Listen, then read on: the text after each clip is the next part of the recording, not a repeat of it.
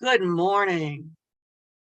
My name is Reverend Taliba, and I am delighted that you've been able to join us this morning for an opportunity to get together afterwards on a wonderful sermon given by Reverend Abeo during both Lent and Women's History Month.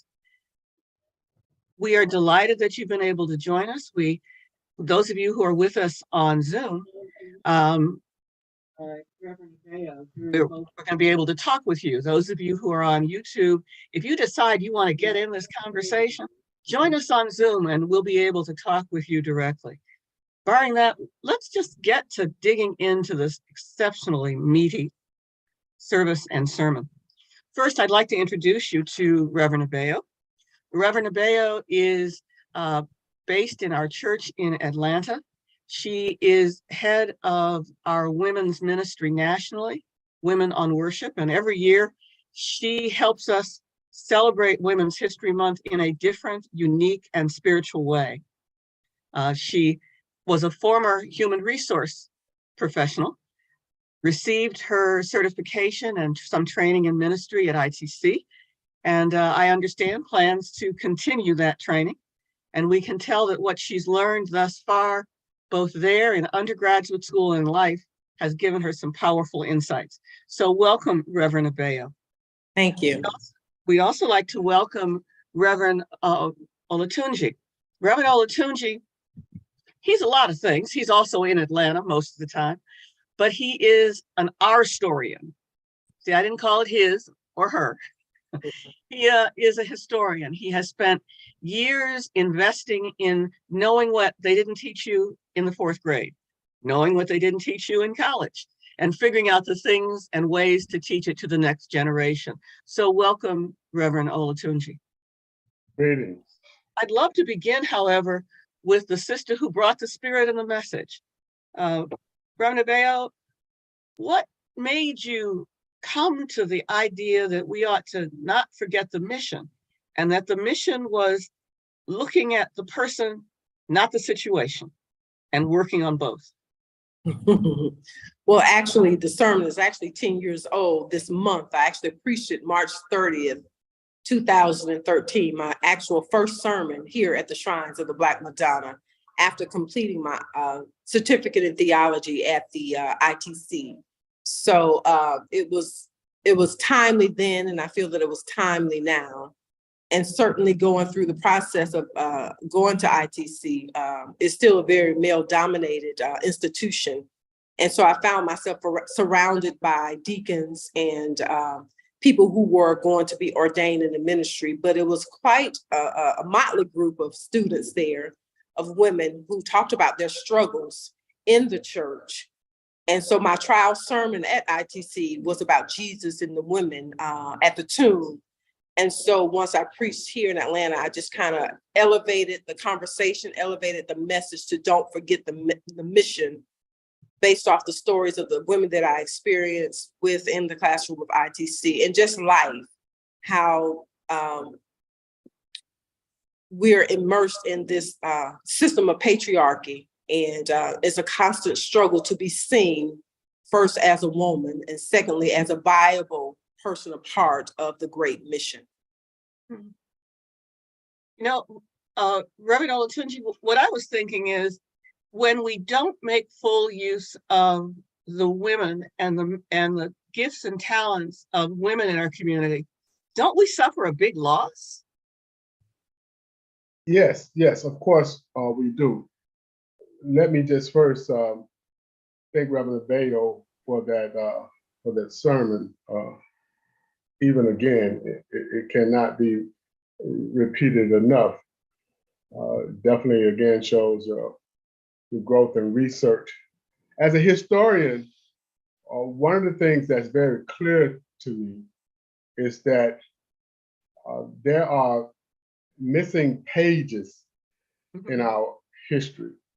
The story of Black women, they're missing pages, they're missing books, they're missing libraries.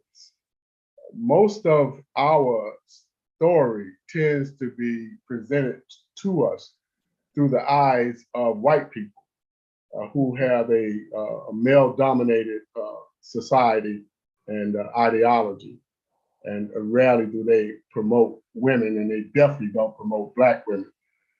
But the awesome reality is that the Black woman is the mother of humanity. And it's such a awesome disservice to all of us that the story of the first nurturer, the first woman, is not being fully told. And even as we struggle to reclaim the knowledge of ourselves, oftentimes it is still male dominated, and much more research has to be done. And I would go as far as saying, not just like with Black History, not just for a month, not just for women's focus for a month, but every week, every opportunity, so that not only our daughters can see themselves, but our sons can also see themselves. It is ridiculous that even some brothers, even in the progressive community, are very afraid of the power of Black women. But without that power, we are denied our just due as a people. Our women must be represented. And our women oftentimes have been oppressed for so long that there's sometimes an attitude of submission and to be quiet. That hurts Black people, that hurts humanity. So our women have to step forward and not seek permission from anybody but God, because God ordained you at birth and called you woman. Well, we've been joined by Sister Ifetayo Kiramoko, often known as Mama Ife. Sister Kiramoko is a true African educator. She is a person who has been investing in little people, starting with her own little people, is active in the classroom and is active in the house room, helping to yet raise another generation of children, and to help us look at what is appropriate education, what are our tools for education for our children. And I'm positive that she's got a lesson or two, whether it's about the UNIA women who continue to support the UNIA, but still struggle to make the UNIA better, or whether it's about looking at people and seeing them, not their situation, that she's going to impart to some children. What are your thoughts, Ifetayo? I'm afraid we can't hear you. You are on mute. Okay, there you go. Greetings, everyone. Greetings. Thank you. And it's my blessing to be here and to be a part of this conversation. Thank you, Sister Bay, Reverend Bay. I really appreciated that message, because it's a reinforcement going into Women's History Month. It's like, yes, truly our story. And on the forefront of that, the women that have, I guess best way to say this is, have been in the foreshadows of much of what has gone on during our revolutionary periods of time in history. Women are stepping forward. And one piece that really stuck to my heart, and I really, really found a place to really think about, was when you said the function of the group, how we as sisters function in a group.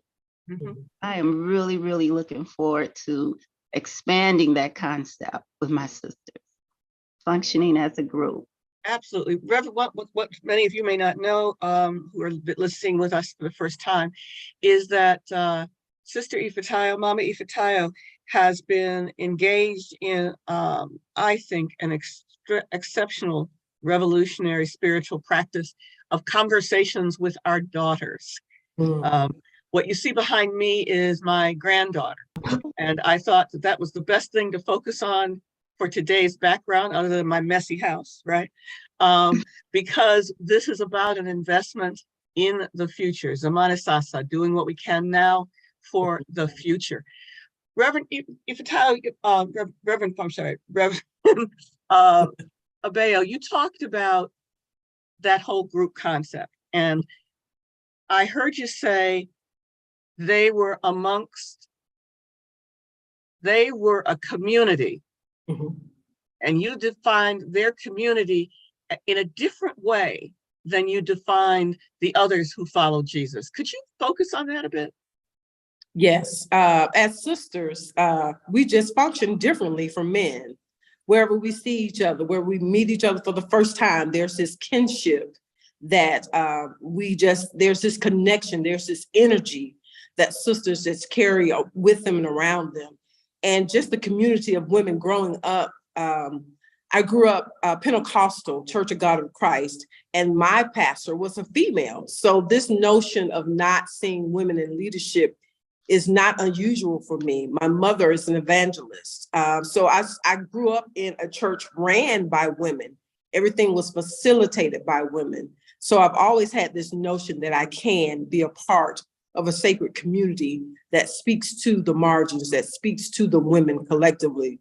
So it was inside growing up in the Pentecostal church where my pastor, she's an ancestor now, Johnny Ruth Jones, left the Kojic community to build her own church because she couldn't function as a preacher in her own church.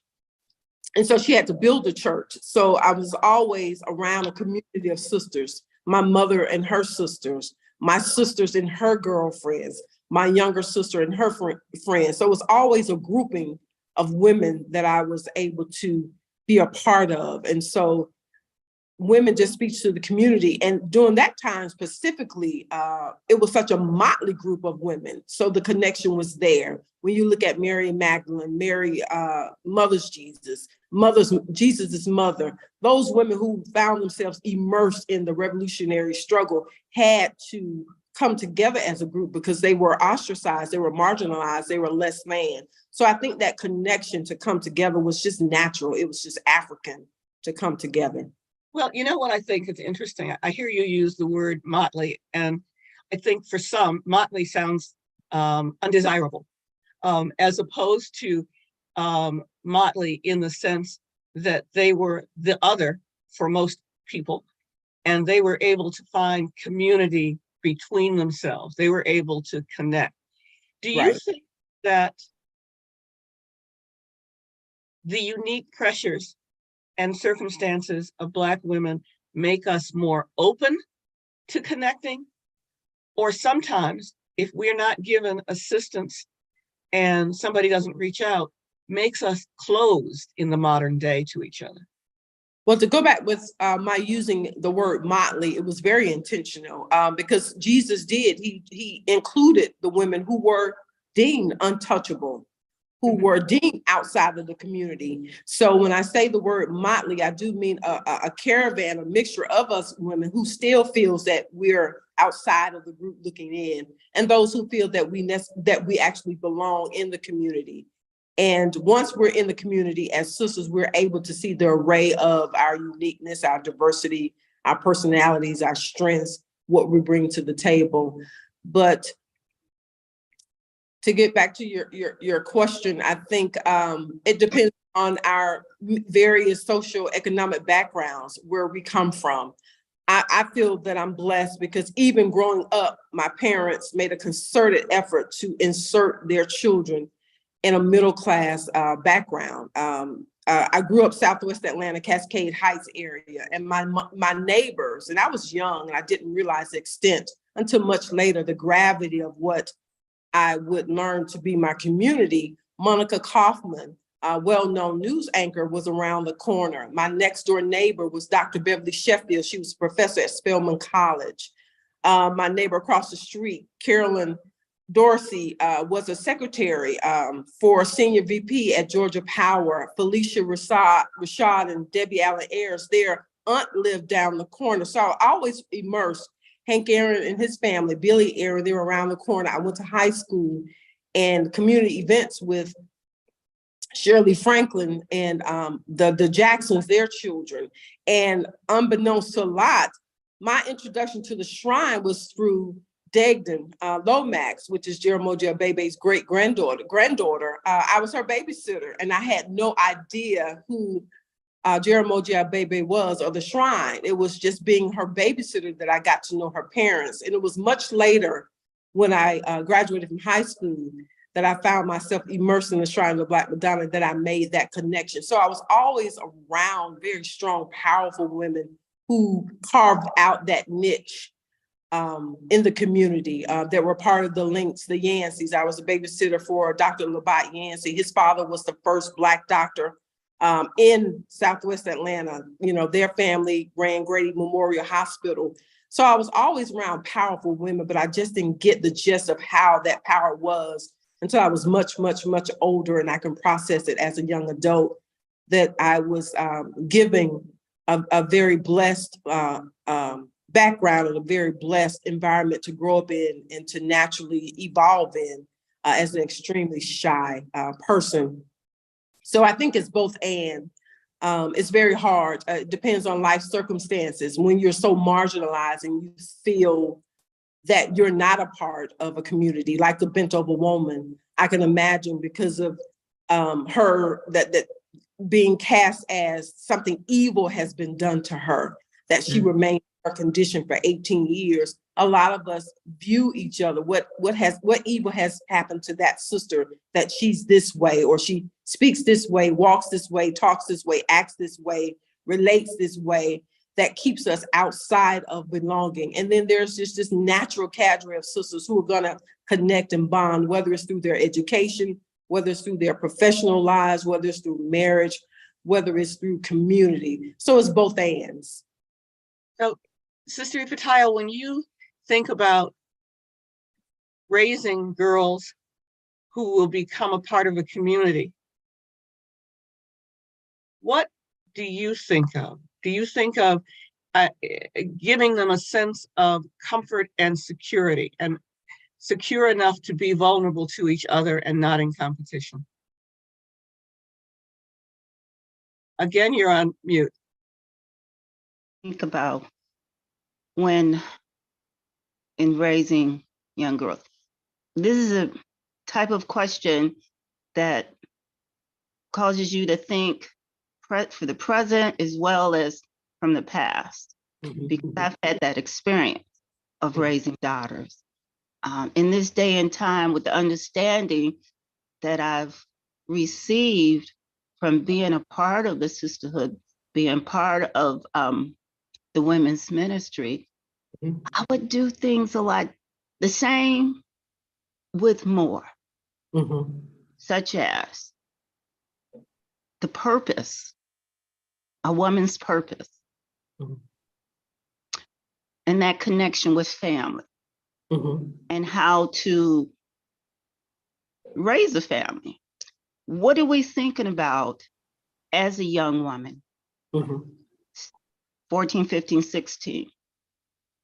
Planting those type of seeds to give them the insight and understanding about relationships, that relationship with the self, that relationship with family, that relationship with, oh, that cute boy in my classroom.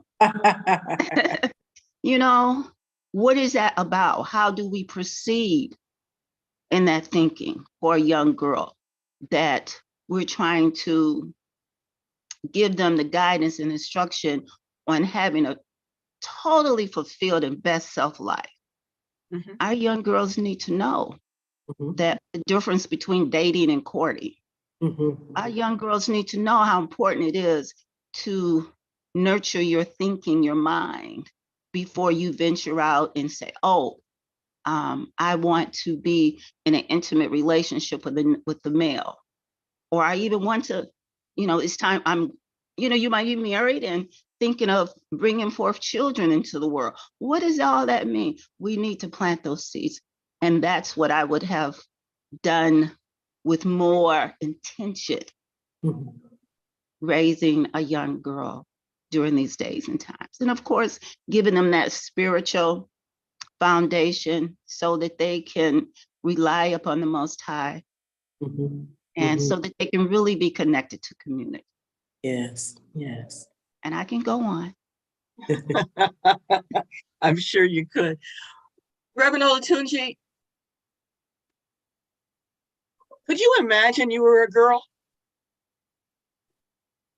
If you were you and you were a girl, think about it. Not really. Okay. Women have such tremendous burdens.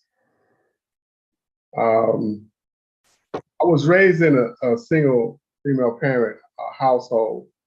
So for me, the caretaker role, the provider role, the nurturer, the educator was always predominantly in my life a woman. My mother, my aunts, and I had two real powerful grandmothers. And so I kind of grew up understanding the value of a woman. And but then as an adult male experiencing the the birth process, carrying a child for 9 months and issuing life into the world, I was, oh Lord, I don't want to be a woman. But when as a parent, I have 3 daughters, and in my mind, I wanted to have a place where my daughters could be raised in the consciousness of, who they were as Black women. And so when I found the Shrines of the Black Madonna, it was truly a blessing. You never know which way your children will go when they're adults, but it's very important to give them a solid foundation to stand on. I support the reality of needing more female rites of passage program. Of course, every mother will pass on that innate empowerment that she's born with. But as you have indicated, when Black women come together, it's just the power is magnified. I believe that the Black woman is God's greatest creation.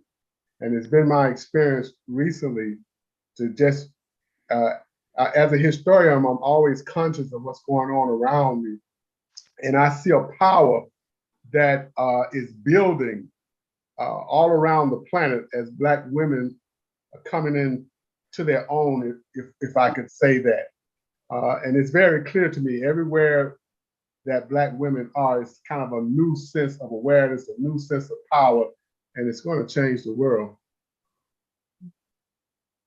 If you were going to help us, the 3 of us who are here and others that are listening, when we find ourselves in a space as women where we'll say